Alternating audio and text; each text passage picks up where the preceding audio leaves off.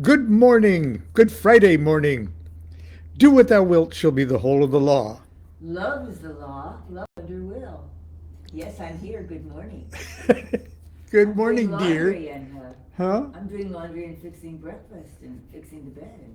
And I hear the washing machine is going to make its It's erotic groans. yes, it's doing that in the background. So How to imitate how it sounds. mm, mm, mm, mm. I can hear I'll record that and play it back for later. it. I said she's an acolyte. She's not doing anything obscene back there. She's an acolyte to the dryer. No, Oh, no to God. She's a she's a French laundress. Her name is Marie Louise. all right. Is she? That's enough for them to know. That's enough. Before I That's shift off into that, some kind of trolling set. Have a good story. Thank you. Thank you. We'll start off with the intimate life of our household appliances.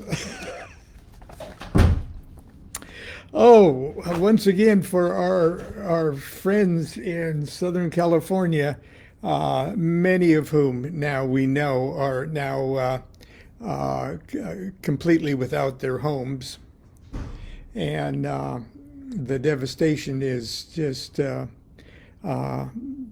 awful. For many years, at least all my life, Southern California has dreaded the idea of the big one. Okay, and it's referring to the big earthquake that is imminent in the Southern California area, being as we are on all of these fault lines. But the aerial view and the satellite views of the Los Angeles area are reminiscent of just total destruction, similar to what you'd expect from the big one. So as far as fires are concerned, this is the big one. And anything that you can do if you are in the area and have friends that have lost everything, please tear a page out of the book of several of my friends who have opened up their houses in Southern California to starting with friends who are homeless now, but then do whatever you can, because we'll be feeling the aftermath of this even up here in Northern California. I'm in Sacramento, which has its fire threats too. Not at the moment, but no place is actually safe. We're all in this together, whether you like it or not. We're all choir members of the many melodied one song, and it's Friday choir practice, I guess. This morning, I'm going to, in going through my books and notes from many years ago, this is probably 1980, 85, when I was first designing and preparing an entire deck of tarot cards. And believe me, they went through many early drafts and experiments. And in 1985, I was working at a small stock brokerage firm. And I was alone in the office for many hours a day.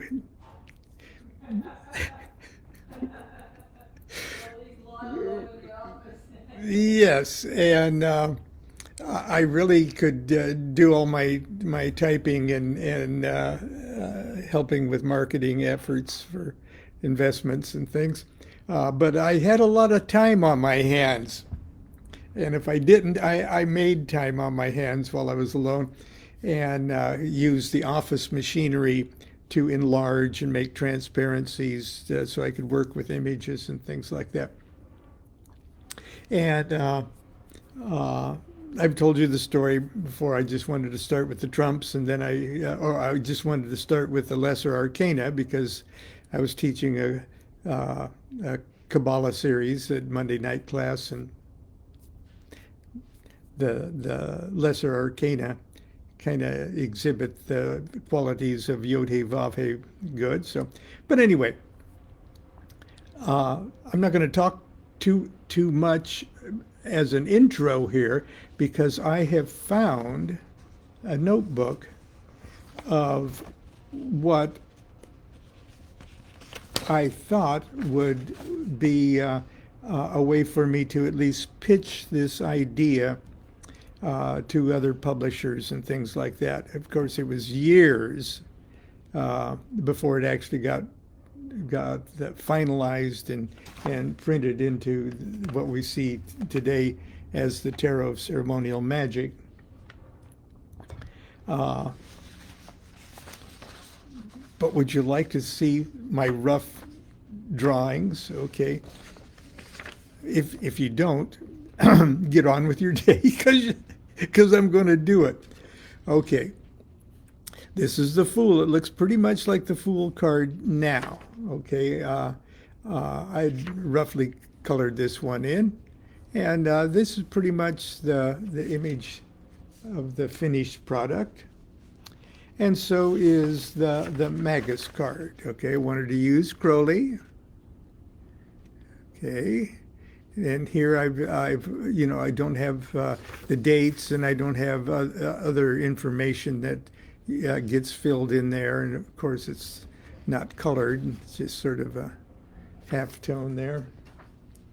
Now, this is a different image. We ended up not using this particular image, but this is Constance. This is my my view of Constance on the altar. And quite frankly, I like it, okay? You can see the stele and everything else for the High Priestess. The Empress looks pretty much like the finished product. That's also Constance's face from a photograph that I clipped somewhere. So that the Empress is pretty much the same. And so is the Emperor. That I wish I looked that buff now, but I don't. Okay. And the Hierophant is pretty much, I ended up using this this image too. Okay, that's sort of in ceremonial, and you can see that's I used Constance, and I used our good friend Steve Abbott there. Okay, that's pretty much the same. Those palm trees are from a photograph of the palm trees outside of the Newport Beach Public Library. And I couldn't pass up the opportunity to use the original Egyptian vignette of Osiris and Isis and Nephthys, because that indeed is the pattern of the Lover's card. Okay. And there we can sort of, I don't know if you can see the Lon's face in the Chariot card and Constance's face on the White Sphinx, and but that's for the Chariot. Obviously the Justice card looks just like the Justice card does now. Okay, now of course now we got all sorts of other goodies on the deck, magical goodies on the deck that I didn't even wasn't even thinking about at this time. Excuse me. See, I wanted to put it, there's the checkerboard thing there.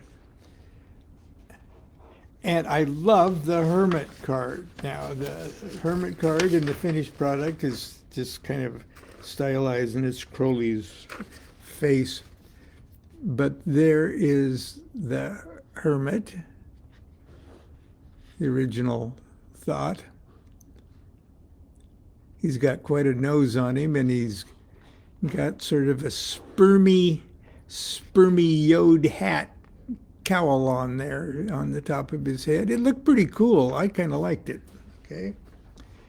And I also liked, this draft of the Wheel of Fortune.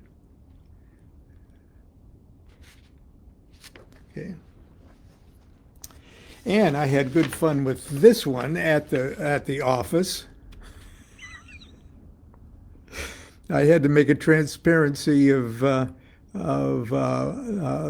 lion, and then a transparency of the woman, and then laid the two transparencies together and shot. It was all very funky. Okay, it's all but this has turned out to be one of the most popular cards. It's in all the coffee table tarot books and things like that. They always choose this one because there's just everyone wants to be naughty. Okay, there's the Hanged Lawn. Okay, that's more or less stayed the same. And if you're familiar with the Tarot of Ceremonial Magic, you know that the Death card pushes a lawnmower. And this was my very first attempt at trying to do a skeleton.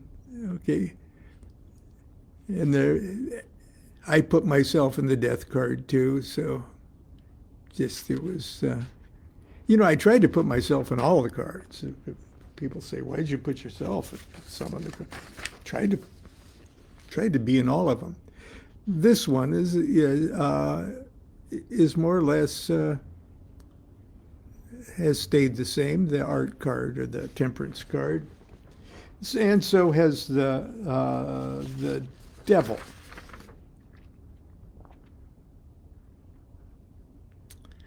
Okay, and the pattern for the Devil was set by chapter 33 of the Book of Lies, about the double-headed a black eagle, and sitting on a sword, and the Shiva for the one of the Hindu themed cards for the tarot for the Tower. Okay, and the other Hindu themed card is the Star. And frankly, I like this image because it's really clear that you can see the milk of the stars pouring from her paps.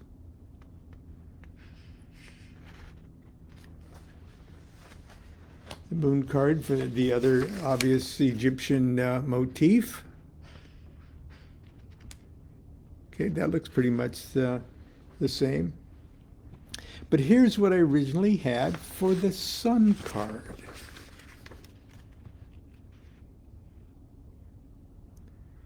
And quite frankly, I really liked that. Not that I don't like the new Sun card, because it's really good, but this gave me an idea of what it would eventually be.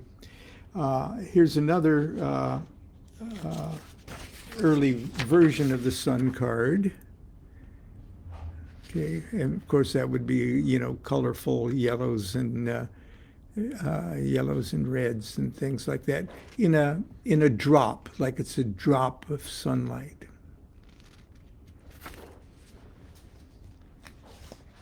And I always wanted this as the Aeon card with the Nuit and Hadit and Rahu Kuit and all of that. I love the cherubic images I had for this. The lion is, I'm not that good at lions, I guess. But anyway, that's the universe card. Now, a lot of those more or less, the general image stayed the same. But this morning when I was going through these, I started to get a kick out of the knights and the court cards.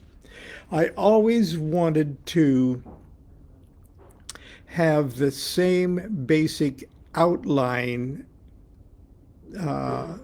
format, pattern for all 16 court cards. So in other words, the same black outlines for all of the kings are the same. What changes are the colors and the other doodads and snakes crawling out of this in one, and turtles out of another, but the colors themselves take the forefront of the element and sub-element that the card represents.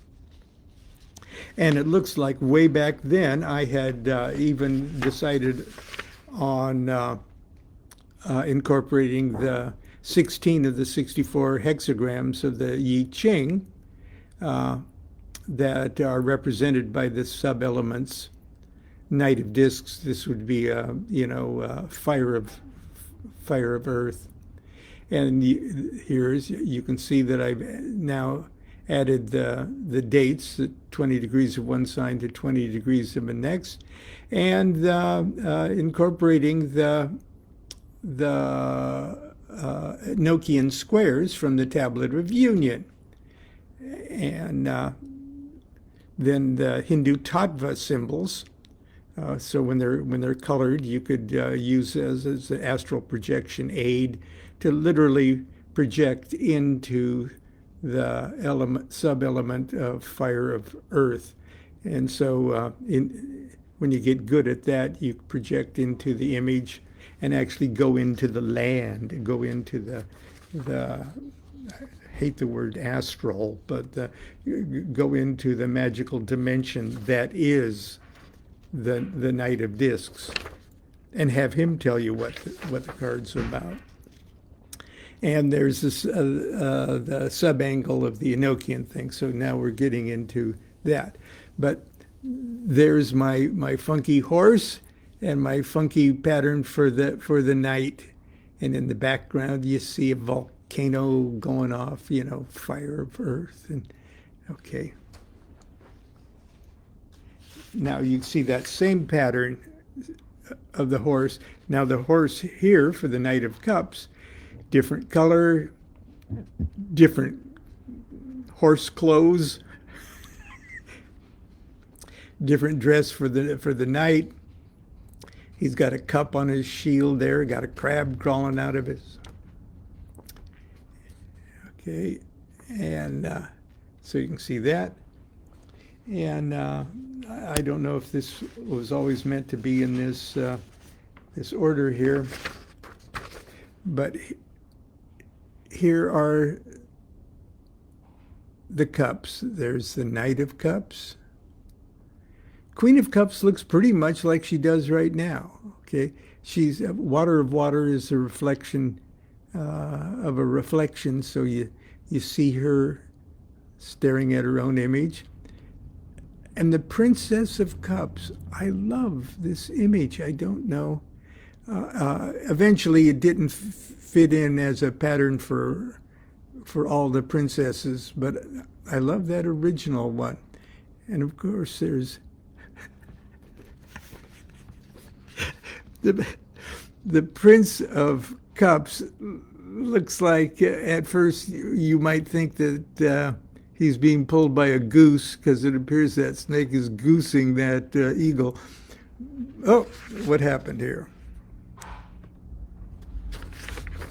Something happened there when I said goosed. I hope we're still on. But that was my original Prince of Cups. I Thought you'd get a kick out of that. And here's for the discs. Here's what the 4 discs look like.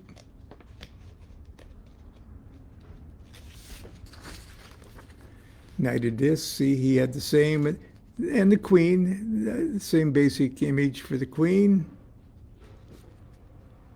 The prince. Now that would have been kind of cool. I like that Prince of Discs, the original design. And Layla Waddell as the Princess of Discs, because she has, she actually does have a large tattoo or a drawing of a disc on her, between her breasts. I thought that would be great. And the swords. There's, and there's, I eventually put my own head in her hands there. And the prince, I guess I ran out of ideas for the prince, and the princess. Okay. And you notice the Enochian square of attributed to air, or the Enochian seal attributed to air there. Okay. And finally, the wands.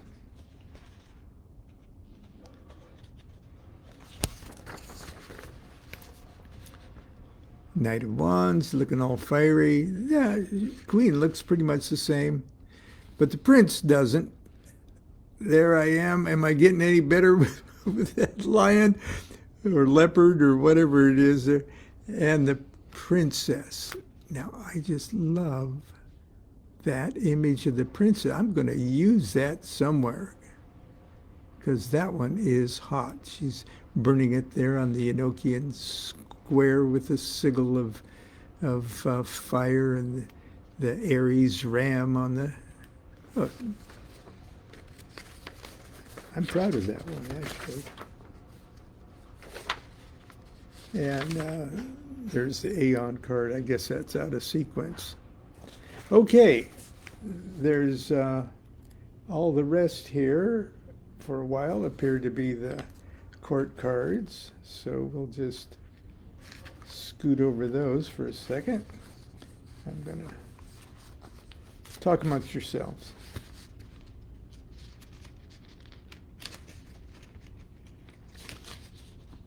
Okay.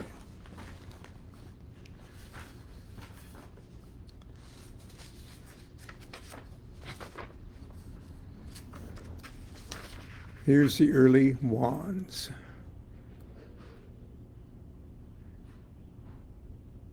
Pretty much the same idea.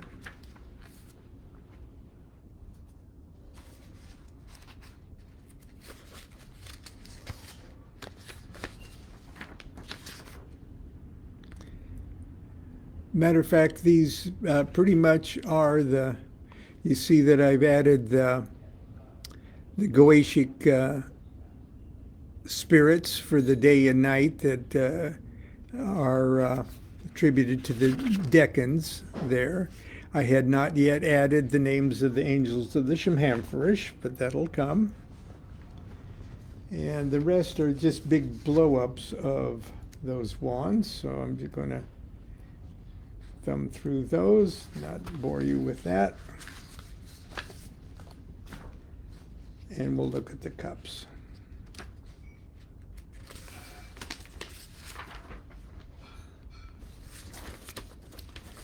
This was the idea for the cups. I even put the OTO lemon in there. I always wanted the Two of Cups to be an ice cream sundae. Okay, those are pretty much the same. As a matter of fact, because the small cards were the first ones to that I designed, these pretty much, I had these pretty much under control by the time it got to this stage of the draft.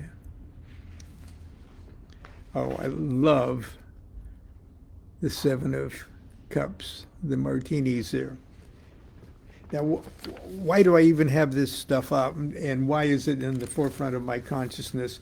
Because the line drawings, the uncolored line drawings of all of the cards of the Tarot of Ceremonial Magic form part of the new book that's coming out in just a little over a month, called The Tarot Architect. And you will have only they're all the dates and the magic goodies and the demon sigils and the all of that are on there on the card forms too. And you will have the opportunity to one by one color and understand the why of all of those cards. You can literally build your own customized to your artistic sense Tarot of Ceremonial Magic deck with all the magic goodies already formatted into your form. So that's why I have it out. It's like a new chapter in the life of the Tarot of Ceremonial Magic, and it's a new chapter that is intended to be written by you. So, and there's all sorts of other what I consider wonderful exercises to install the tarot in its Kabbalistic perfection in you. Okay, so and all the rest are, let's see here, of the cups are just big blow-ups of all of those, so we'll skip through those. And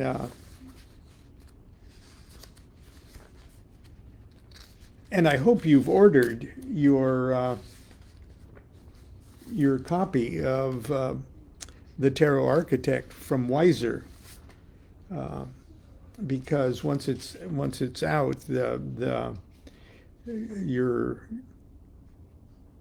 your price won't be locked in, and you may end up having to pay a little more. Okay, there's the simple. Now, the pattern for this sword is Constance's own sword. It's a Masonic sword, probably from the early 20th century. It's a Masonic commander's sword.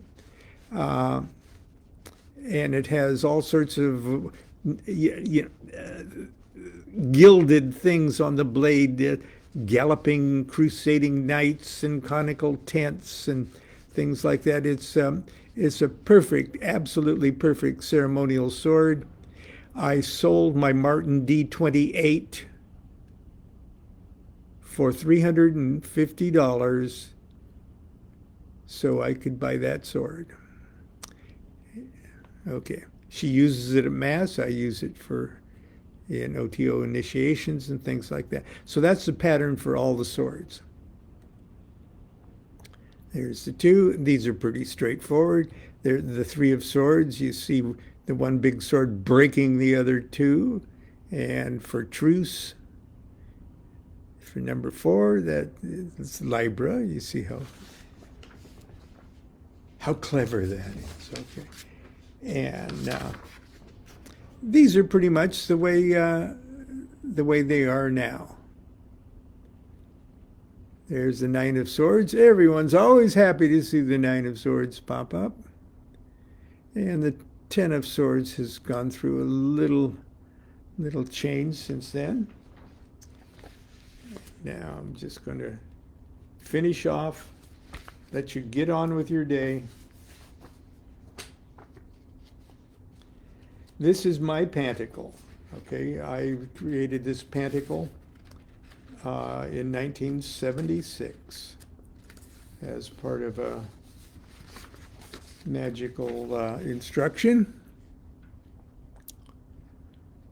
And we've talked a lot about my Pentacle. I even, the disc itself is now part of, is at the Buckland Museum of Witchcraft and Magic in Cleveland. Just a a few months back. I traveled to Cleveland to do a talk on it there, and I got a bunch of pictures of me in front of the exhibit and stuff. I'm very proud of that. Okay, and the Two of Discs, sort of similar to, Crowley's idea. I loved, okay, I'm going to show you something. Now, this was the early version of that Three of Discs. An earlier edition of the Three of Discs showed those gears, all three of them, touching. Okay, now, just imagine if one of, the way that it is right here, if one of the discs is turning, it turns the one it's touching, and the one it's touching turns the third one, right? It's gears. The early drafts of this one had all three of them touching, which sends a signal that is just the opposite of the meaning of the card. The card is works, and if all three of the gears were touching, none of them could move. They would be locked. It would be called don't works, okay? But anyway, and there's the 4. And finally, oh, not quite finally.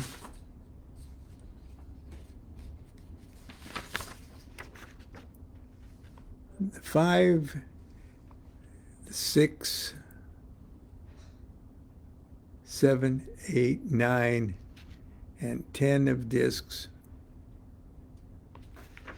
Okay, I'm going to quickly. Oh, here's a blow up of the pattern for all of the disc cards. And let's see here. Anything else? No, I think that's it. We just end up with the 10 of discs. And that's my little trip down memory lane of the very early, mid-1985 development of the Tarot of Ceremonial Magic. Nowadays, with computer technology, it's becoming easier and easier and easier to create your own absolutely beautiful, stunning images yourself. And there's lots of people making tarot decks. And, there's worse things in the world to be making. Okay. But not to sound like a grumpy old grandpa, I wouldn't trade the experience, the heartaches, the frustration, the madness of making the deck, the Tarot of Ceremonial Magic.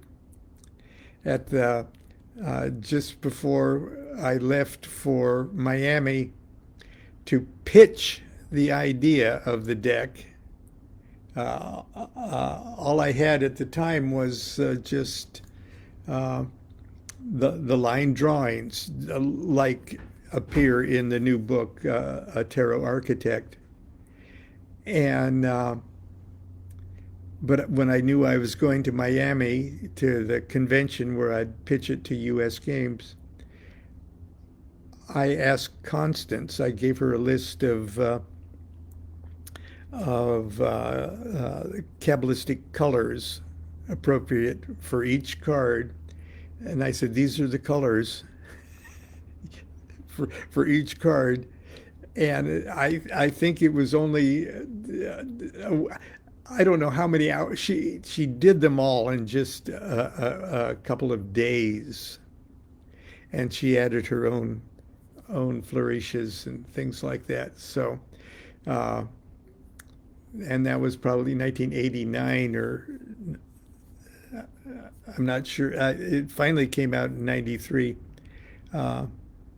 So anyway, now she's an intimate an intimate co-creator of this deck, because they certainly wouldn't look like that without her wonderful work.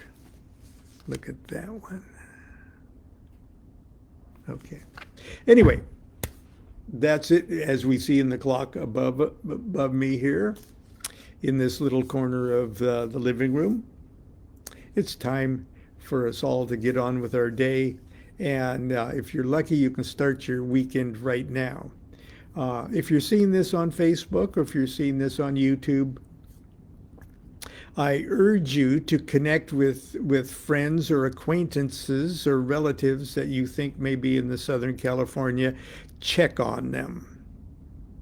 Get a status report of from your friends in the area. And if they're there, see what you can do. See if there's anything you can do. First of all, to let them know you're thinking of them. Let them know that they're not alone and that they're capable of reaching out to you. So until tomorrow, continue to be good to yourself, be good to each other. Do what thou wilt shall be the whole of the law. Love is the law, love under will.